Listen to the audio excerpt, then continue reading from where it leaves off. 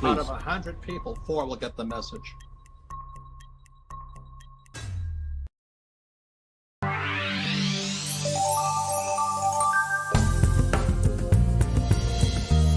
I'm about to tell you some unconventional wisdom, all right?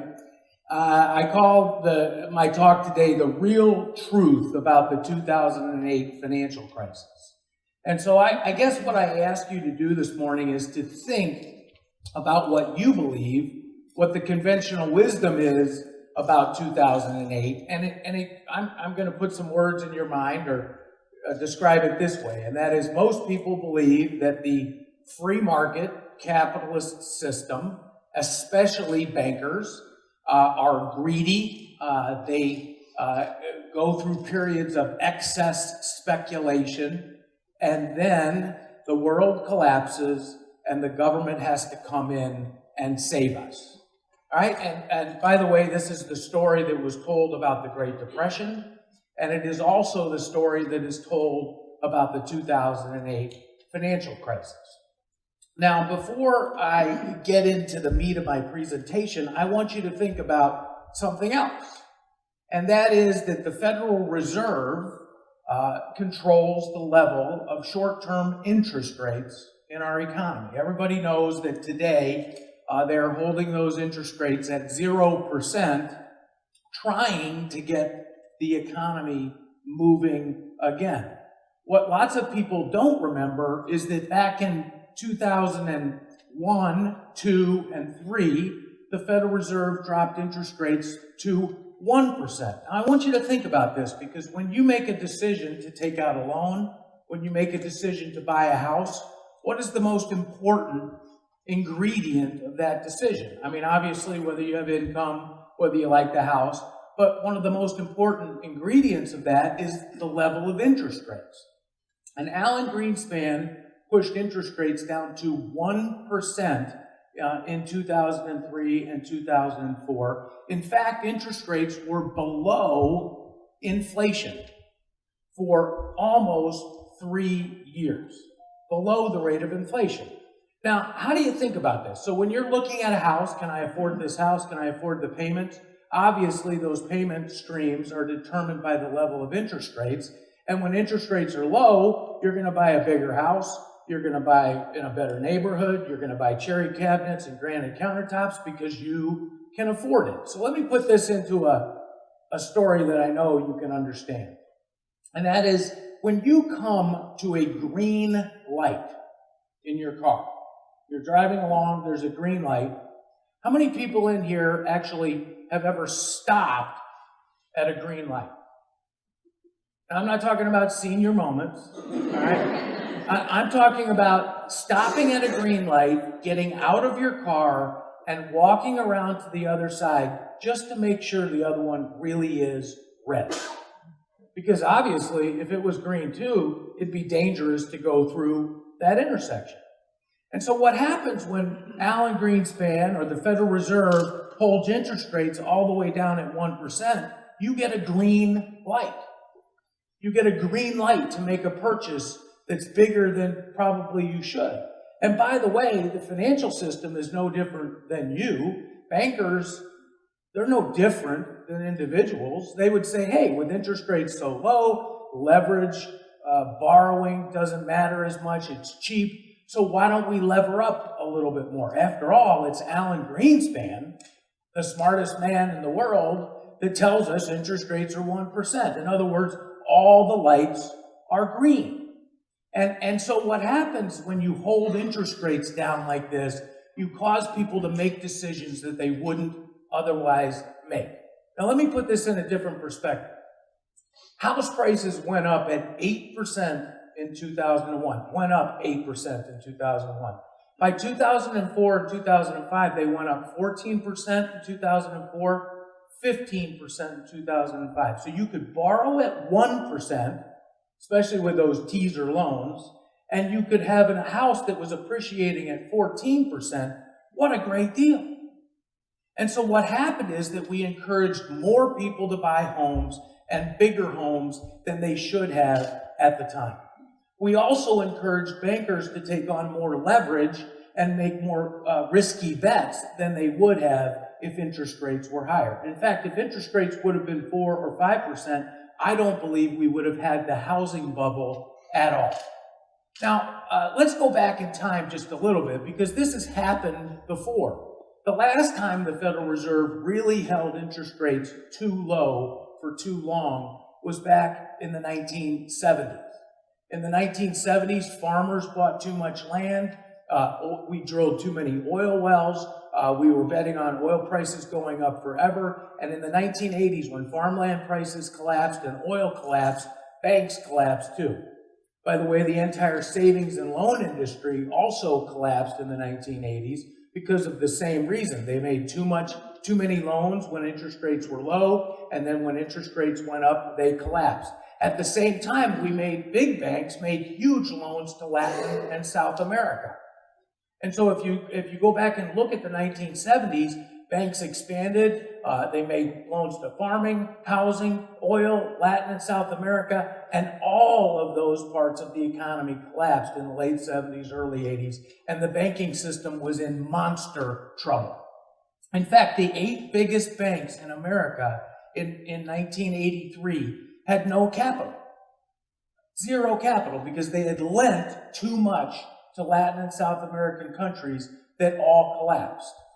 And here's my point of going back to that. And that is, if you go back and look at the 1980s, the problems of the 1980s, the banking problems, did not take down the entire economy. This time, they did. And so the question is why, and we're going to deal with that in just a minute. And so one of the things that I want to do is tell you something I just did.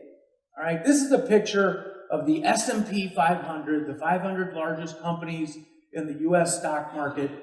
It's a picture from 2008 all the way through the first half of 2009. What I just recently did is I went back and I read the verbatim transcripts of all the Federal Reserve meetings during 2008. Now, the reason I just did this is because they only come out with a 5-year lag. The Fed, they release little statements and then minutes, and then 5 years later, they give us the full transcripts of what they've talked about. All right? All of those red dots, there's 14 of them, are a Fed meeting. Normally, the Fed has 6 or 7 meetings, but that was a crisis year, right? And so the Fed had 14 meetings that year. Just to put this in perspective, it's 18 or 20 people sitting around a table, and the verbatim transcripts are each of them talking for 3 or 4 minutes as they go around, then they vote, then they go around again, they vote. These transcripts were 1,865 pages long, 559,000 words.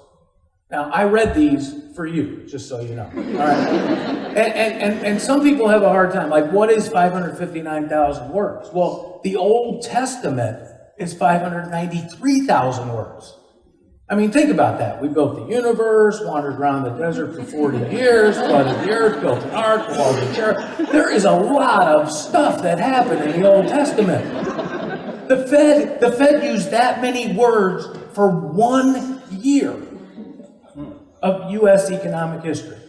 Now, I could head down this road, and maybe that's another TED Talk, because that's one of our problems. But nonetheless, one of the things I want to point to is this huge decline in the market, and that happened in September and October of 2008. Do you know what happened in September and October of 2008? Well, first of all, the bloody weekend, September 13th, 14th, I think it was when Lehman Brothers failed, and AIG, and Fannie Mae, and Freddie Mac, and all of those things happened, and the Federal Reserve started a program called quantitative easing. That's where they started to buy bonds and inject cash into the economy in an attempt to save us. At the same time, in fact, just a few weeks later, on October 8th of 2008, Hank Paulson, the Treasury Secretary, President Bush, the Bush White House, Congress passed TARP, the Troubled Asset Relief Plan. And it was $700 billion of government spending to save our banking system. Okay? Now, I want you to take a look at this chart a little more closely. Quantitative easing started right here. TARP was passed right there. Did it help? In fact, the worst part of the crisis was after TARP was passed. The stock market fell 40%. Financial company stocks fell 80% after TARP was passed. In fact, if I look at this chart and kind of squint at it and look at all those red dots, I would say the more the Fed met, the more the Fed did, the worse it got. So something else must have been going on. Right? In my opinion, the government did not save us. And in fact, this is one of the problems that people have when they're trying to understand the economy. You see, there's an interesting fact about our world, and that is the free market, capitalism, does not have a press agent. The government does. The Federal Reserve does.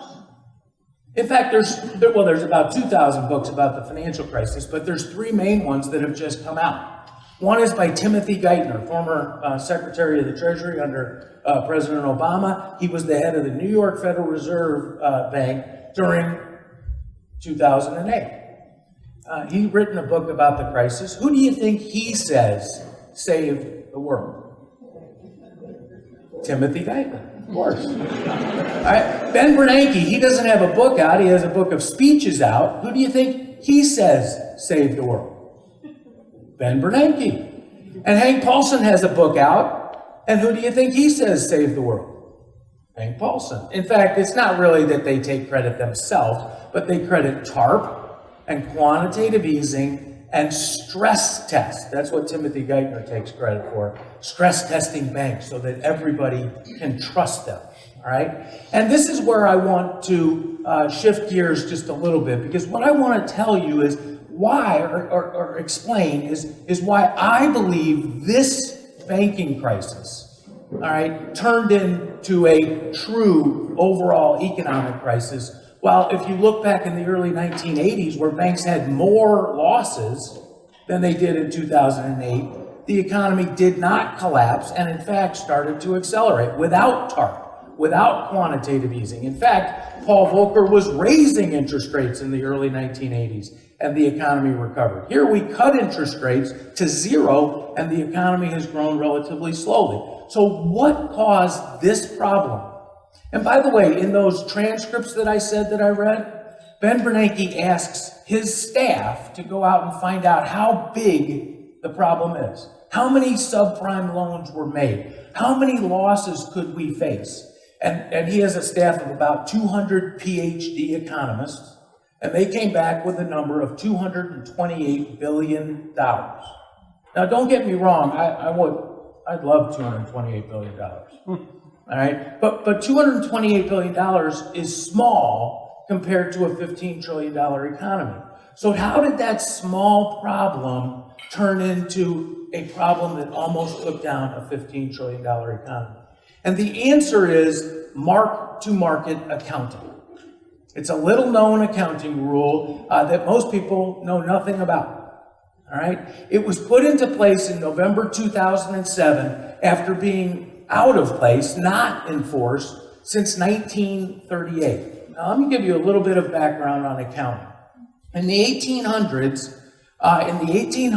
bookkeepers were bookkeepers.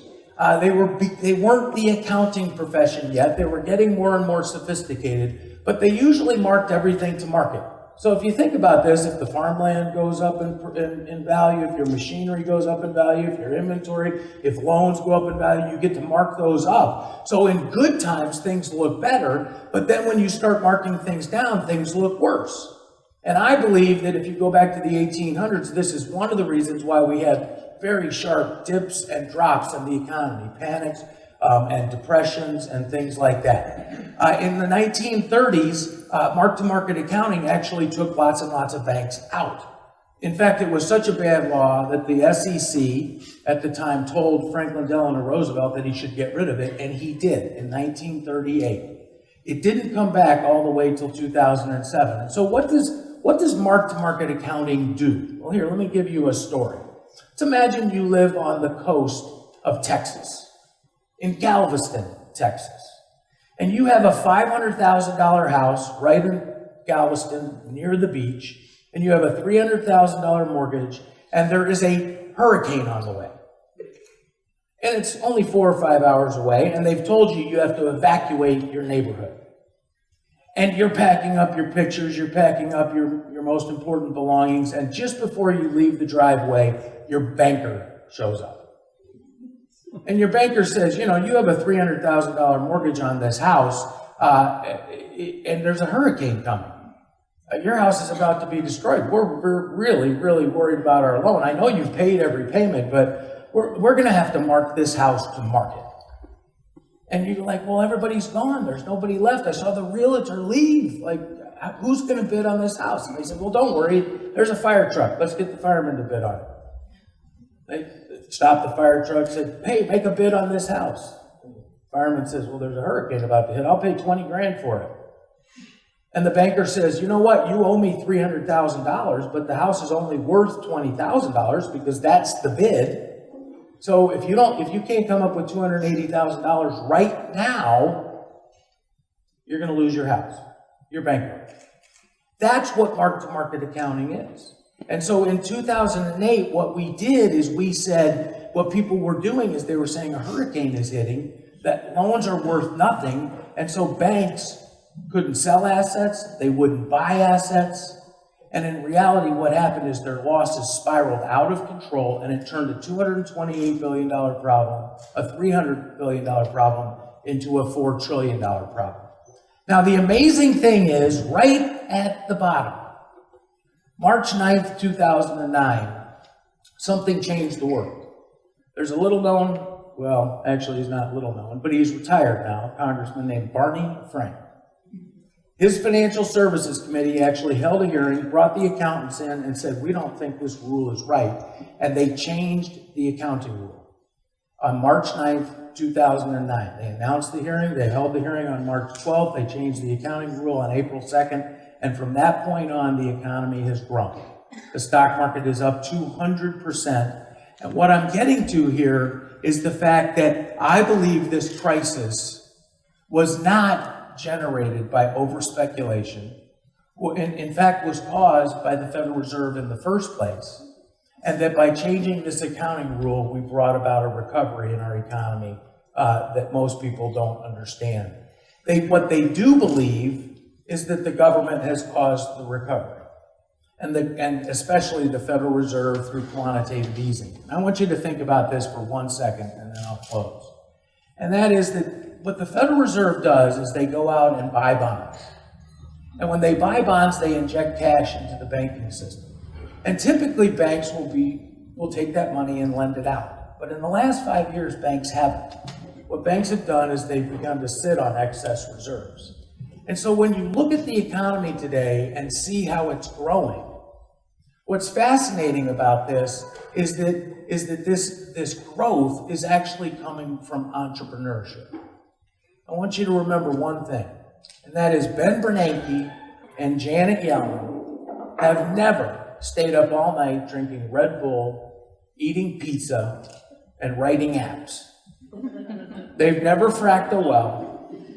They haven't ever built a 3D printer. And so when you look at our economy, what I'd like you to do is have faith that the free market actually works, and realize that many, many times government rules, regulations, and actions, especially with interest rates, have major impacts. I think the understanding of 2008 that people have, the conventional wisdom that banks lost control, is actually the wrong thing. I believe it's government that lost control. And by fixing that rule, we actually started the recovery that's underway. Thank you very much.